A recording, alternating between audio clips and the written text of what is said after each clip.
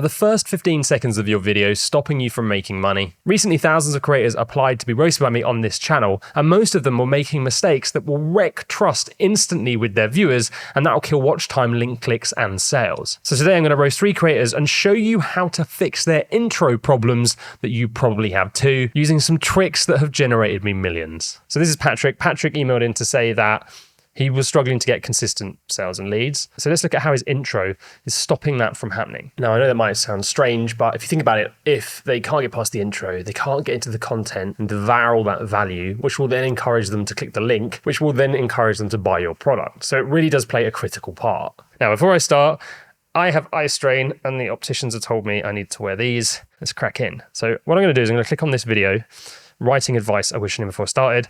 We're going to play it for about a minute and a half. I'm going to jump in and out between, but stick with me, okay?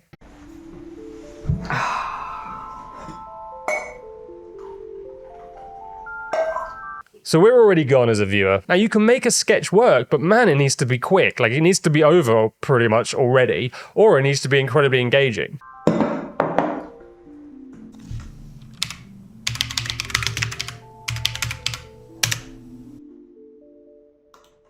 You just have to wait for your computer to load. Everyone hates waiting. Just cut it. Welcome to the top 10 great generic writing advice. Number 1, themes. Themes are great. You should do themes in your story. Why they are great? Because great books and great stories have themes, and great themes are better than bad themes. All right, the sketch has ended, so 52 seconds. Listen. There is so much generic writing advice on the internet, things that are either useless or things that are so obvious that I don't know why everyone is talking about it. That is a potential hook. There's so much bad advice online. But this is a video about what I wish I knew before I started. It could be more in line. And there were plenty of things that I learned along the way that took me years to develop or to realize. And so today I present to you the writing advice that I wish I knew before I started writing. Okay, so the intro's done, 1 minute 23. I'm going to just re-edit this and then I'm going to play it to you to show you how short I think this should be.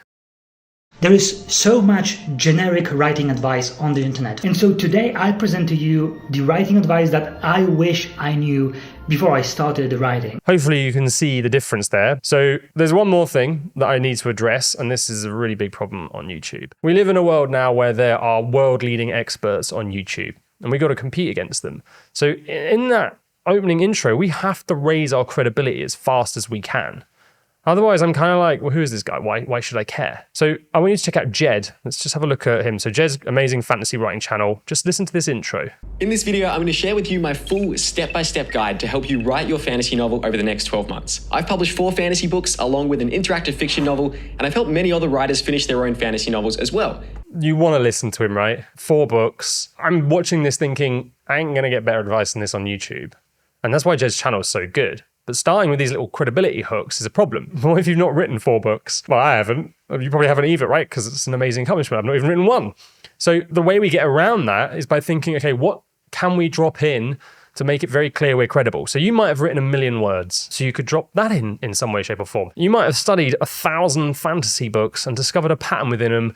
What each writer follows all the time to have a bestseller. We need something that makes this advice sound like it's coming from a place with full of research, especially when you have a title like Advice I Wish I Knew Before I Started Writing, because that is a title where it's like, I'm credible, I know my stuff, listen to me. And if we're lacking that in the hook and the intro, why would anyone care? Okay, so give me a few minutes, I'm going to go rewrite this and then we'll break down what I've done. Okay, so this is what I came up with. Are you following a ton of writing advice, struggling to apply it and finding that your novel gets nowhere? Well, the truth is, I'd have never published my 1st or my 3rd book if I'd listened to 90% of the information I found out there. So in this video, I'm going to show you what really matters to turn that fantasy idea in your head into a multi-award winner faster and easier than you could ever imagine. Okay. I'm not a big fan of my hook there, but I don't actually know what your viewers' biggest problems are, so I kind of guessed, and I kind of put getting nowhere, which is a bit vague. We might need a more specific pain point. But then what I did was I hit him with some stealthy credibility here, and the result that your viewers want, which is here, and I kind of went for the dream option. Now, if you've not published books, you're probably going to want to find something else, and then set up a big result, but that's kind of it. So if I was going to give you two things you need to take from this, it's firstly, try and keep your intros down to like 15 seconds, no more than 30 max. And secondly, bake some credibility in so new viewers know why they need to trust you. Okay, next up we have Ben. Ben came to me and he said his problem was getting leads and people to reach out to me to buy or sell homes in my local real estate market. What we're going to do, we're going to watch this video about moving to Sault Ste. Marie, Ontario, what you need to know. And then I'm going to point out everything that's potentially wrecking you from getting sales. All right, let's hit play. Okay, so before we even click play, you're losing sales. You're wanting to sell people homes, right? Which is expensive and you need to build a lot of trust. You can't wear the t-shirt you got from Team Building Exercise 92.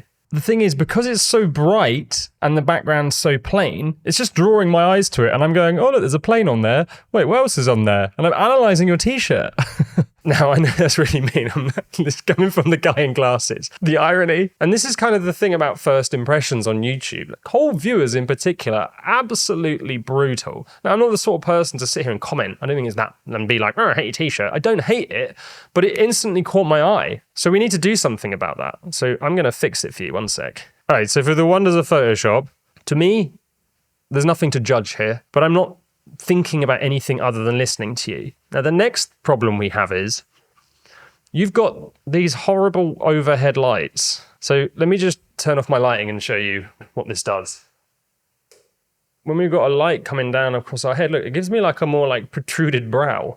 You see that? It's not quite the same look. The difference between sorting your lighting out and just shooting something above, it's an instant credibility builder. So I'm just going to turn these lights back on again. Now, I'm going to show you how to fix this. Because you've got this like bright light up here and then it's casting these shadows here, I've just brightened your face up a little bit. Now, it's not world beating, but it's already a little bit better. And then what I'm going to do is just going to play around with your background.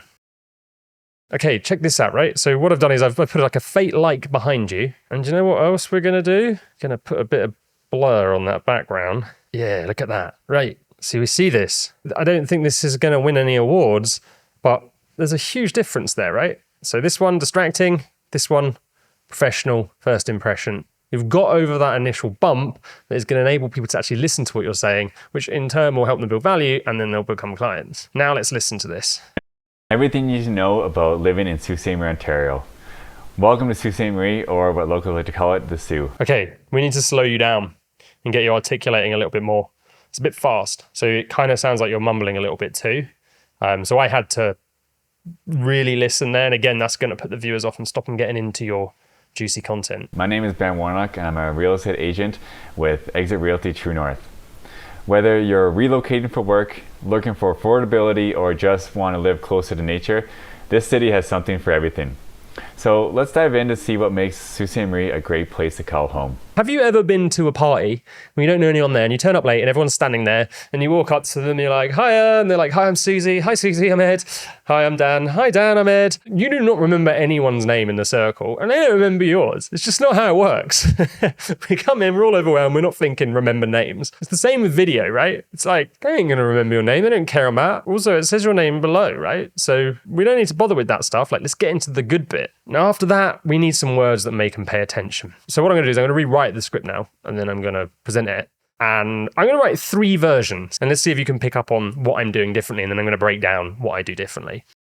The first one, stick with me, I'm not saying doing it exactly like this. With violent crime 49% higher in Sault Ste. Marie, should you really leave the safety of your hometown to relocate here, or will the graffiti and vandalism put you off? In this video, I'm going to reveal the truth about Sault Ste. I discovered moving over 100 families here, and by the end, you'll know if you should move, where the best fit for you is, and what you need to avoid at all costs to keep your prices down and your family safe.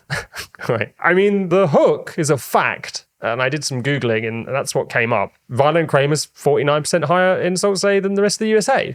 So that's shocking. It's going to get attention, but obviously probably not the best one you want to use in your business if you're trying to get people to move here, right? But what I've done there is I have raised the stakes. And if you think about moving, it is such a high stakes decision. People have fears about moving. We want to tap into them. It doesn't have to be extreme as that by any means, but you need to hit them with an intro that hooks them.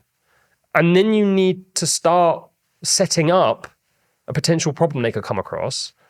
and then tease that you're going to give them a solution. It's kind of it. Now, I'm going to do my next intro.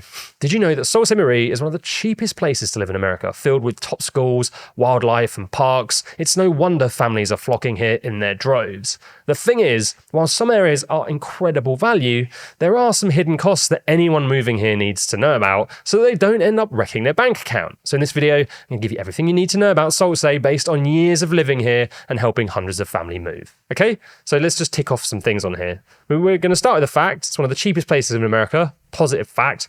It's filled with top schools, wildlife, and parks. Great. And then what I've done is I've created some FOMO. It's no wonder families are flocking here in their droves. Now, if that's not happening, don't say it. But if it is, we want to tease that. You know, loads of families moving here. This is an up and coming place. This is exciting. It's painting a good picture.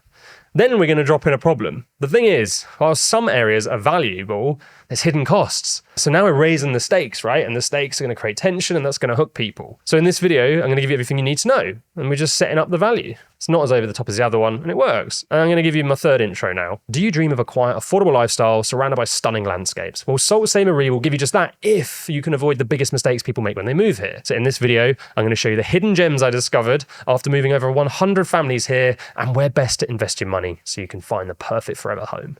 So you can see what I've done in all of these. I moved people here, I moved people here, I moved people here.